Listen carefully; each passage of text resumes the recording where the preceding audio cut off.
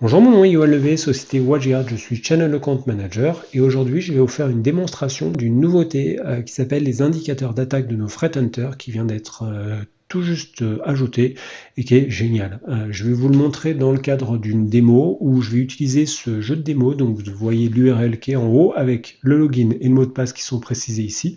Ce jeu de démo il est librement accessible, donc je vous encourage à vous connecter sur ce lien pour vous amuser et découvrir notre DR. Quand vous allez arriver sur le DR, vous allez arriver ici sur une interface qui est en anglais. Si vous souhaitez le modifier et le passer en français, vous cliquez sur la roue dentelée. Je vais juste prendre un petit peu de recul pour vous expliquer. C'est justement le volet qu'on vient de rajouter, les alertes, les indicateurs d'alerte d'attaque de nos Threat Hunter qui vont vous permettre d'aller encore plus loin en termes de protection. Et là aussi, cette fonction elle est inclue de base et sans surcoût dans notre DR. Donc avec cette EDR, on vient de bloquer un malware, un 0D. C'est bien. Mais la partie indicateur d'attaque qu'on ajoute, cette nouveauté, elle va vous ouvrir tout un champ de compréhension. Elle va vous permettre de vous rajouter plein d'informations pour être capable de remonter le cours d'une attaque et de comprendre comment l'attaquant a pu déposer cette menace sur votre réseau. Et peut-être que, imaginons dans un scénario fictif, que l'attaquant est peut-être rentré par une compromission de login mot de passe du fait d'un utilisateur qui, par exemple, aurait tendance à réutiliser les mêmes mots de passe entre sa sphère perso, entre son compte Facebook, LinkedIn, Gmail et autres, et sa session Windows, et donc une usurpation de mots de passe et une intrusion par ce biais-là, par un VPN par exemple, et là l'attaquant a pu faire tout un certain nombre de choses qu'on va voir justement avec ces indicateurs d'attaque et qui vont vous permettre de comprendre tout ce que l'attaquant a cherché à faire sur le réseau avant d'être bloqué par l'EDR et peut-être même vous rendre compte que l'attaquant est encore présent sur le réseau pour vous empresser justement de le virer du réseau. Et ensuite, quand tout ça est fait, ça va vous donner tout un certain nombre d'indications, de préconisations, d'améliorations à apporter pour réduire la surface d'attaque et pour augmenter d'un cran énorme la sécurisation correspondante de cet environnement. C'est à ça que servent les indicateurs d'attaque. Et là, on va rentrer justement plus dans cette partie démo des indicateurs d'attaque. Donc si je clique ici, je vais arriver sur ces indicateurs d'attaque. Et là, le chiffre ici, il est super important. L'objectif, c'est qu'au lieu que vous perdiez énormément de temps, vous perdiez dans l'analyse de logs et d'alertes à n'en plus finir, c'est nos Threat Hunters qui font ce travail et qui vont vous indiquer ici ce qui est véritablement critique et qu'il va falloir que vous analysiez. C'est ça les indicateurs d'alerte finalement, les indicateurs d'attaque. Et ça, on va le coupler à la matrice attaque du MITRE. C'est un framework qui est ici, qui va vous permettre de comprendre visuellement les différentes phases d'une attaque et ensuite de creuser tout ce qu'on souhaite pour mieux comprendre ces différentes phases de l'attaque et prendre des mesures de remédiation.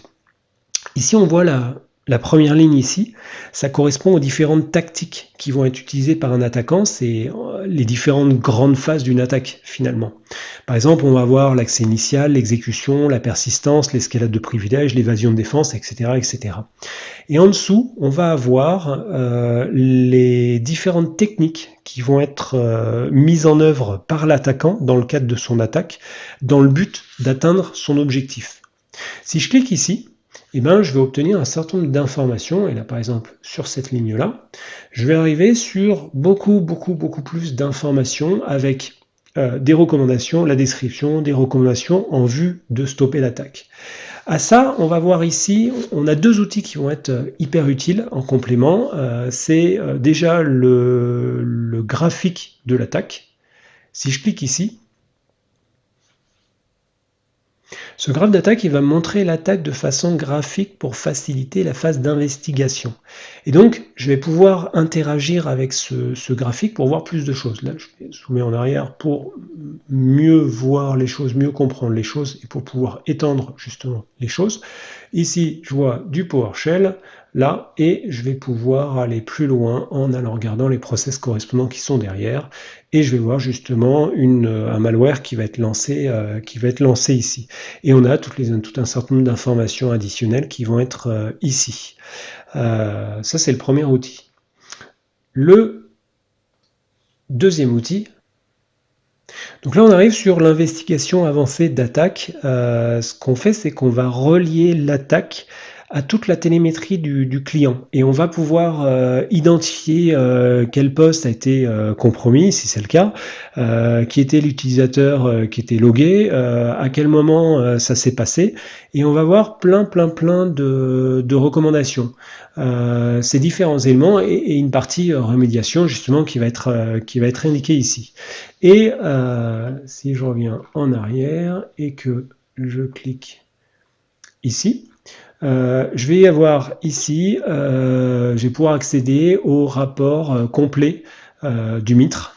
Et tout ça, c'est réalisé finalement de votre côté de façon complètement automatisée. Vous allez pouvoir creuser les éléments qui sont importants, sur lesquels vous allez avoir besoin d'informations. Et donc avec cette mine d'informations où tout a été simplifié grâce aux indicateurs d'attaque, pour un intégrateur informatique ou un MSC, il est tout à fait possible de bâtir une offre de service managé autour de ces éléments.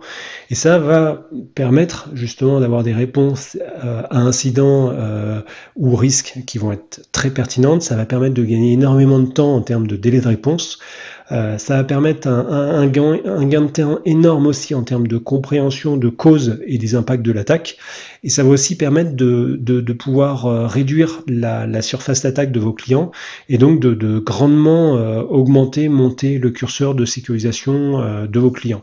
Je vous remets ici les identifiants du jeu de démo pour que vous puissiez vous amuser, et ici nos coordonnées, les coordonnées de l'équipe si vous avez des questions.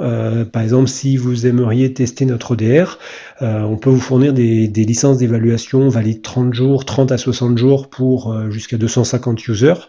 Et si vous êtes intégrateur ou MSP et que vous aimeriez qu'on vous fournisse des licences NFR pour votre usage interne, eh ben, n'hésitez pas à nous contacter. L'alias de l'équipe est ici à votre disposition. Merci.